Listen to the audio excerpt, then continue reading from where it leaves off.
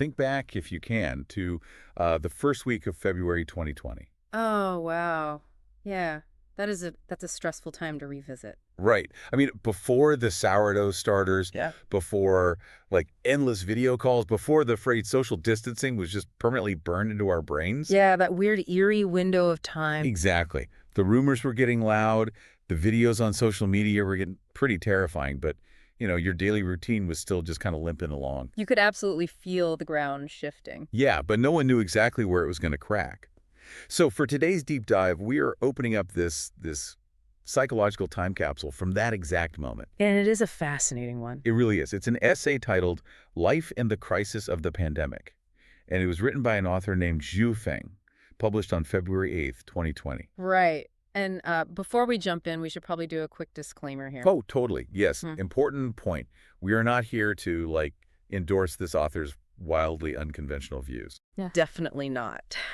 Fair warning to you listening. This essay escalates into some pretty extreme spiritual and anti-institutional territory. Yeah, we're not taking sides or backing his political or religious claims at all. Our goal is just to act as impartial guides. We want to use this document as a window into, the raw, unfiltered human panic of that moment. Exactly. Watching how one person's brain just totally scrambled to build a narrative when the world stopped making sense. Right. And that scramble is honestly what makes this text so universally compelling. It is. Even if the destination that Xuefeng arrives at is completely unorthodox. I mean, when you read primary sources from the onset of historical crises, Like the Black Death or something. yeah, or the 1918 flu, Yeah. you rarely find calm, collected analysis. No, you find people panicking. Right. You find people trying to wrestle this invisible, totally incomprehensible threat into a shape they can actually fight or, escape. And Xufeng's essay is just this masterclass in that kind of real-time psychological gymnastics. It really is. So he starts the gymnastics right on the physical front lines. He opens by acknowledging the immediate visceral terror of the outbreak, specifically looking at doctors, nurses, and morticians. Yeah, and the language he uses here, it's not clinical at all. Not even a little bit. He describes these medical workers as running back and forth on a death line every single day. Wow, a death line. Yeah, where he says one tiny moment of inattention means being snatched away by the king of hell. The king of hell. I mean, it's incredibly vivid, almost mythological imagery for a biological virus. It really is. And it immediately elevates the crisis from just, a public health issue to this cosmic battle. Right. But then, okay, let's unpack this, because notice what he does next with that observation. He doesn't just, praise their bravery. No, he uses it to build a thesis. Exactly. He uses their immense danger to build this sweeping thesis about modern employment.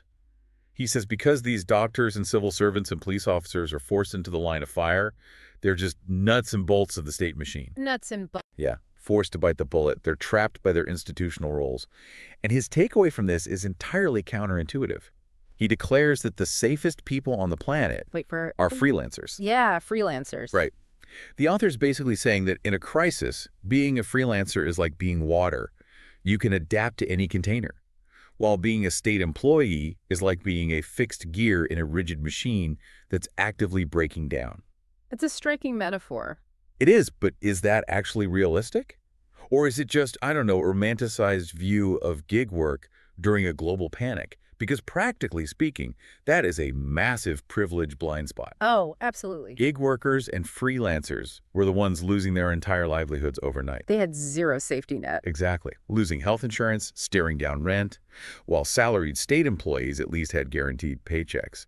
I mean, glorifying the freelancer during a pandemic feels completely detached from the economic reality of February 2020. Yeah, if you judge it by economics, it is a terrible take. But what's fascinating here is the mechanism driving his argument. Okay, what do you mean? It's not a financial thesis at all. It's a psychological one. Oh, interesting. Think of it as a societal autoimmune response. A virus is attacking the community, and in his panic, the author's brain goes into overdrive and starts attacking its own societal organs. Like the hospitals and the government. Exactly, the traditional safety nets. Because those institutions are suddenly vulnerable, he views any attachment to them as a huge liability. Ah, I see. So the freelancer isn't safe because of their bank account. The freelancer is safe because they have spatial freedom. They can flee. So he's basically prioritizing the ability to run away over the ability to weather the storm. Precisely. It's the ultimate fantasy of autonomy. When a massive interconnected system starts failing, the human instinct is to sever the connection. Right, because being a nut or bolt means you go down with the machine. Exactly. Praising the freelancer is his way of saying the only valid survival strategy is total detachment. Which brings us to the most jarring pivot in the entire essay. Because if you mentally dismantle the state, the hospitals, your career, You're left with nothing. right, you're left standing in a massive psychological void. And Xuefeng leans all the way into that void. He really does. So what does this all mean? Mm. He explicitly claims that every single worldly safety net you have ever relied on is gone. And not just your job. No, he writes off everything. The state, political parties, religion, family, friends. He declares that nowhere on earth is safe, not the city, not the countryside, not at home. He essentially burns down the entire secular world in one paragraph. It's intense. And that kind of total erasure, I mean, that is a heavy cognitive load for a person to carry. I can't even imagine. You cannot live in a state of absolute unstructured terror for very long. If the physical world offers zero protection, and human logic, like, weighing pros and cons, budgeting, planning. All the stuff he claims is worthless now. Right.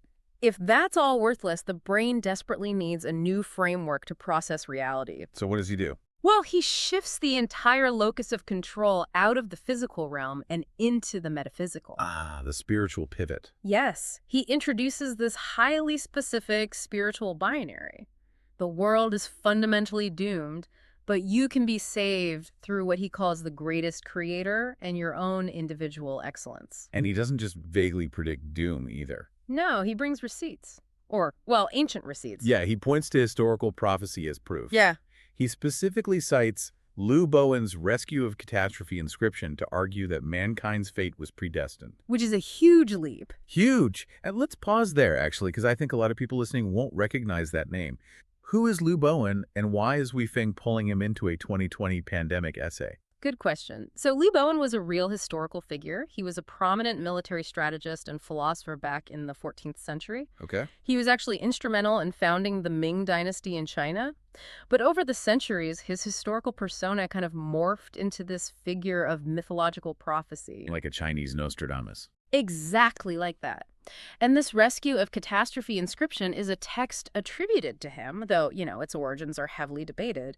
But it supposedly predicts massive apocalyptic disasters, plagues, societal collapse. Wow. Followed by a spiritual renewal for those who are righteous. So bringing a 14th century prophecy into an essay about a modern virus does something very specific, doesn't it? Oh, absolutely. It takes this terrifying, chaotic, totally novel coronavirus and essentially says, hey, don't worry, this isn't random. It was written down hundreds of years ago. Yes. It entirely removes the burden of uncertainty. Right. That's the psychological mechanism of prophecy during a crisis. If the plague is just a random biological mutation, that's horrifying, because it means nobody is at the wheel. But if it's a 600-year-old prophecy, then it implies a grand design. right, And if there is a grand design, there is usually a designated escape route. which is exactly what Xuefeng offers next. He claims that individuals can bypass this predestined catastrophe if they follow a very specific path. Right, his path. Yes, what he calls the roadmap of Lifechanyuan. Lifechanyuan. Yeah, and this is where the essay shifts completely. Oh, total whiplash. We go from apocalyptic warning to a full-blown utopian sales pitch. A literal sales pitch. Literally. Here's where it gets really interesting. He claims he actually saw this crisis coming 10 years ago and built a modern Noah's Ark, a community he calls the New Oasis for Life. Formerly known as the Second Home, I believe. Right.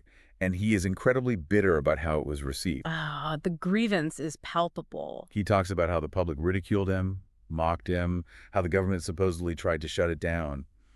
There's this intense, I told you so energy pulsing through these paragraphs. Yeah, it's like someone building a doomsday bunker in their backyard while the neighbors laughed for a decade. And suddenly a tornado hits. Exactly. And this raises an important question about how utopian communities operate. The vindication of the outcast is a classic trope. Oh, really?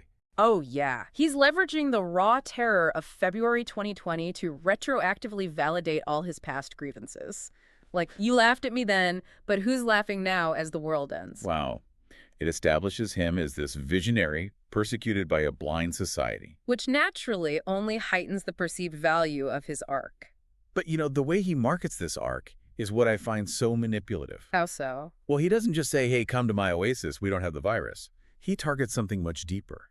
He pivots completely away from the pandemic and zeroes in on the universal fear of aging. Ah, yes, the elderly couple imagery. Yes, he paints this devastatingly sad picture of an elderly husband and wife, isolated, growing old together with literally no one to care for them. It's a very visceral fear for a lot of people. And then he claims that even the best, most well-funded nursing homes in the world, he actually specifically singles out Canada's elder care system as the gold standard. Which is oddly specific. Very. But he says even that is garbage compared to his oasis. He says it's the difference between heaven and earth. But notice what he is totally omitting there. The actual details. Yes, he gives absolutely zero logistical details about how this new oasis for life actually functions. None at all. He Okay. literally writes that the benefits are impossible to describe in tens of thousands of words. Right. Which, isn't that just an incredibly convenient way to dodge explaining your healthcare infrastructure or your food supply chain? It is entirely by design. You think so? Oh, absolutely. This is how utopian recruitment rhetoric functions on a mechanical level. Okay, walk me through that. Well, if you provide a detailed blueprint of how your society works, like how chores are divided, how medical care is administered, how resources are allocated. People will poke holes in it. Exactly. They'll immediately look at the logistics and find flaws. They'll say, well, what if the generator breaks? Or what if two people get sick at the exact same time? Right. But if you keep the actual structure incredibly vague and instead sell an emotional antidote to a universal fear. You completely bypass critical thinking. Precisely. Because everyone is terrified of dying alone. Yeah, that's just a baseline human anxiety. By vaguely promising that the oasis eliminates the terror of isolated aging, he allows the reader to project their own perfect, personalized solution onto his community. Oh, wow.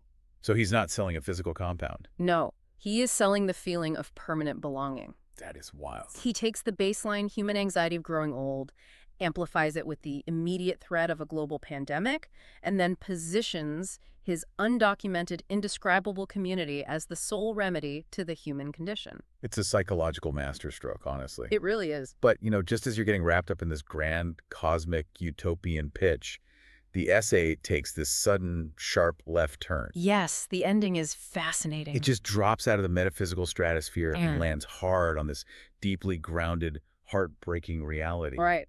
The day he wrote the essay, February 8th, 2020, happened to be the Lantern Festival. Right. And the Lantern Festival marks the final day of traditional Chinese New Year celebrations. It's a huge deal, right? Massive. It's a time of immense communal gathering, light, noise, shared joy. Everyone is out. And Xuefeng writes this incredibly poetic contrast. The writing here is beautiful. He quotes ancient verses describing what the festival used to be. It's very cinematic. Yeah.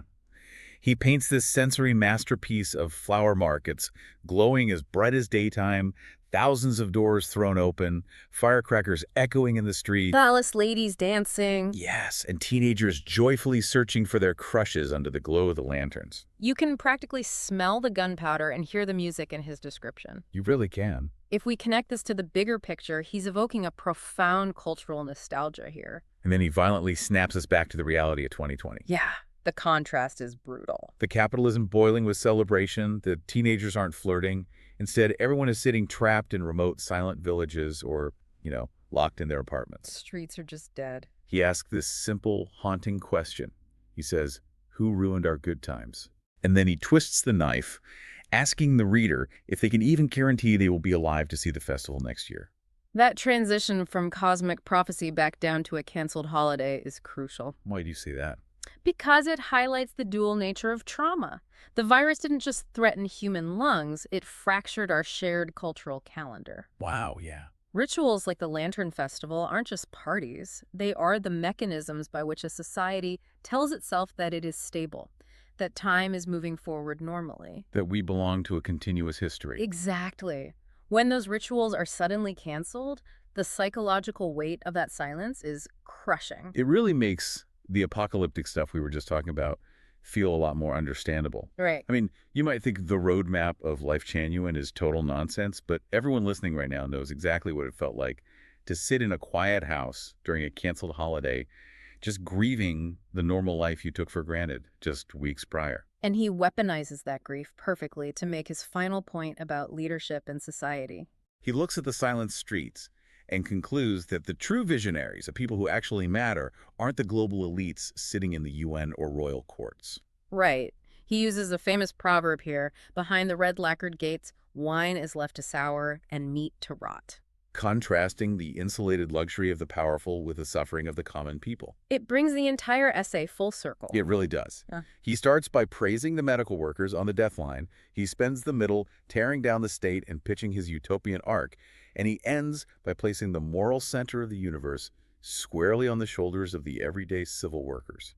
The people who are out there in the silent streets, keeping society on life support while the elites hide.